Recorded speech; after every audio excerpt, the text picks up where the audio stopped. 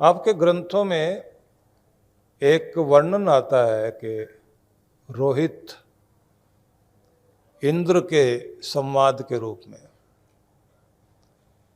कि अपनी जिंदगी से हारा हुआ एक ऐसा युवक था जो इतना निराश हो गया कि मरने के लिए चला गया।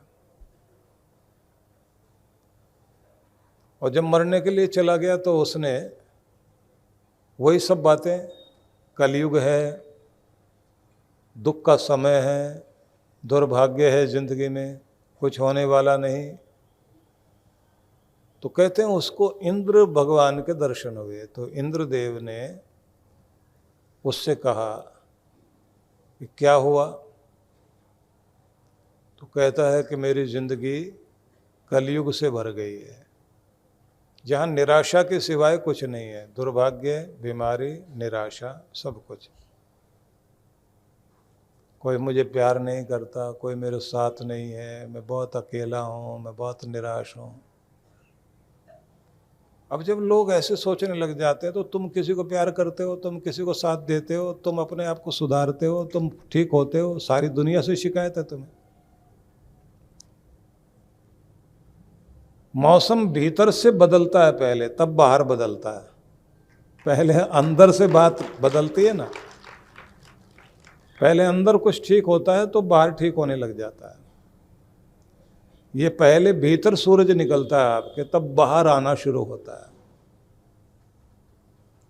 तो उन्होंने उपदेश दिया उस समय, वो श्लोकों में बड़ा प्रसिद्ध है उनका, जिसमें आपने एक शब्द सुना हुआ, चरई वहती चरई वहती चरई वहती, चलते रहो चलते रहो चलते रहो, प्रयास करते रहो, try again try again try again, फिर से कोशिश करो फिर से कोशिश करो, चलते रहो।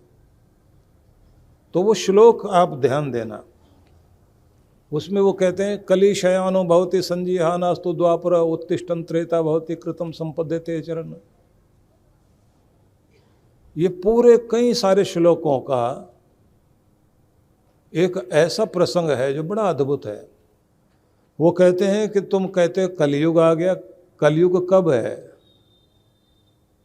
कली शयानो भवति, कोई आदमी सोया पड़ा है, आलसी है, बहानेबाज है, कुछ करना नहीं चाहता, दूसरों को दोष देता है, कमियां निकालता है, खुद को कोसता है, दूसरों को कोसता है। वो ऐसा व्यक्ति जो खुद में सोया पड़ा है, खोया पड़ा है, जिसको खुद की होश ही नहीं है, होश लेना भी नहीं चाहता, जागना भी नहीं चाहता। कली शयानो भवति, ऐसे सोए हुए व्यक्ति को कहा जाएगा उसका कलयुग है। फिर आगे उन्होंने कहा है संजीहानास्तु द्वापर, थोड़ी सी अंगड़ाई लेने लग जाए आदमी, जमाई लेने लग जाए, आंख फड़फड़ाने लग जाए, कुछ भीतर से हिलना डुलना शुरू हो जाए। अब यहाँ बात है कि एक्शन में आ रहा है आदमी, हिल रहा है, बाहर निकलने की कोशिश कर रहा है। संजीहानास्तु द्वापर है, उस स्थिति में कहा जाएगा कलयुग से हटकर वो वाला युग शुरू हो गया जिसको द्वापर युग कहते हैं, जब कृष्ण भगवान आए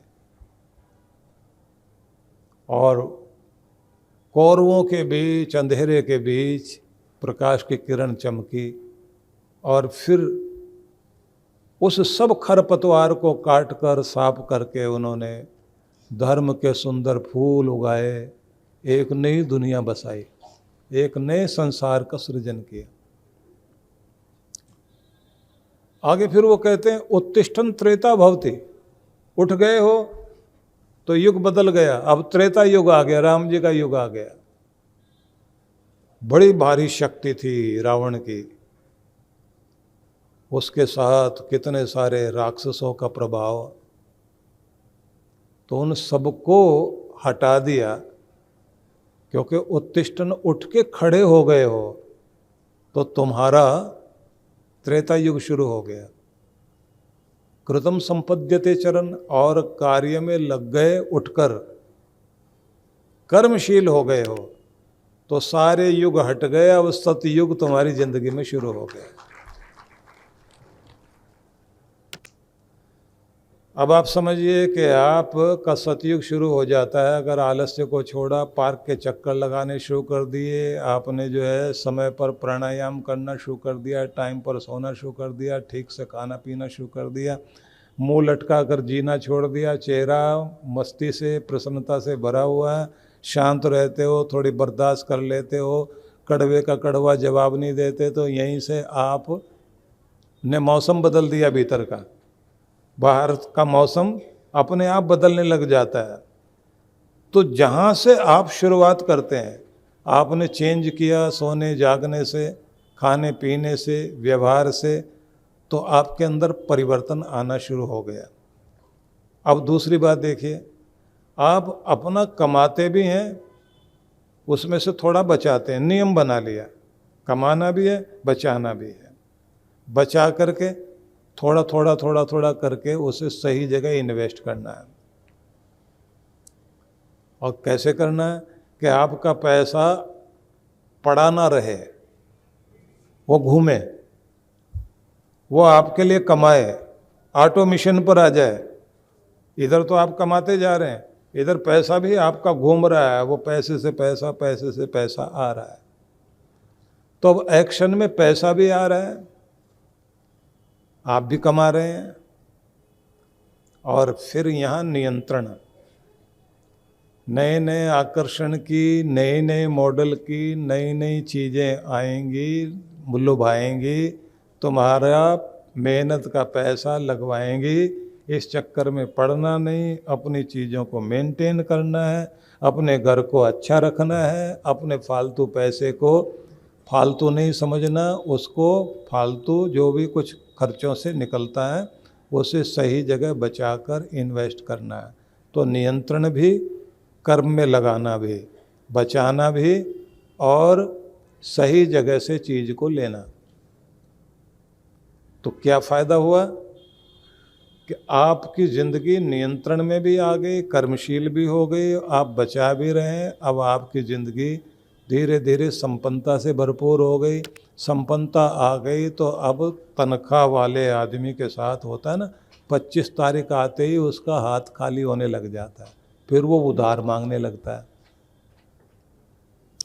फिर तरह तरह की समस्याएं, लग्जरी चीज़ों के पीछे भागता है आदमी। नेसेसरी के पीछे जाए तब तो ठीक है, थोड़ा थोड़ा कंफर्ट वाली चीज़ें भी हो सकती हैं, लेकिन बहुत लग्जरी के चक्कर में जाकर के आदमी अपने आप को गरीब बना रहा है ना। तो सेहत से भी संपन्न, धन से भी संपन्न, मन से खुश तो मन से भी संपन्न, घर को प्रेम से भरपूर कर लिया तो घर से भी संपन्न, बाहर आपकी ताकत, आपके रिश्तों की ताकत, उससे भी आप संपन्न, फिर समाज सेवा करते हुए आपका प्रभाव भी हो गया तो वहाँ से भी संपन्न, फिर आपके ऊपर गुरु की भी वो कृपा है कि जिसके कारण आपके ग्रहों की अनुकूलता भी है, बरकत भी पड़ने लग गई, बुद्धि भी सुबुद्धि बनने लग गई है, सब लोग जो है एक होकर चलने लग गए, घर के लोगों में एकता बन गई है। और एकता की शक्ति जब बन गई तो इसका मतलब है कि सारे रिश्तों से बढ़कर गुरु की शक्ति भी आपके साथ आ गई। अब गुरु की शक्ति साथ में आ गई तो वहाँ से भी आप संपन्न हो गए। अब इससे अगली शक्ति मानी जाती है कि आध्यात्मिक शक्ति संपन्न भी हैं आप या नहीं, क्योंकि धर्म कर्म तो आप कर रहे हैं, आध्यात्मिक रूप से भी संपन्न है नहीं, तो उस पर भी आप काम कर रहे हैं। तो जैसे जैसे आप अपने आप को जगाते हैं तो आपके भीतर से आपका मौसम बदलता है और बाहर का वातावरण भी बदलता है।